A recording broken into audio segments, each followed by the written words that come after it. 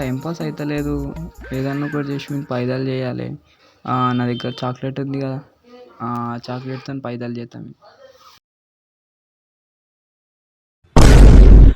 అబ్బా చాక్లెట్ ఇస్తాడంటావా వీడిప్పుడు?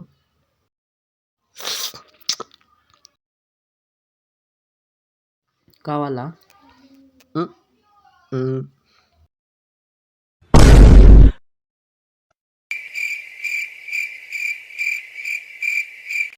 అరే నా కొడక, ఓసరి వెళ్ళి నా కొడక, నీ బుద్ధి ఇప్పుడు తెలిసిందిరా.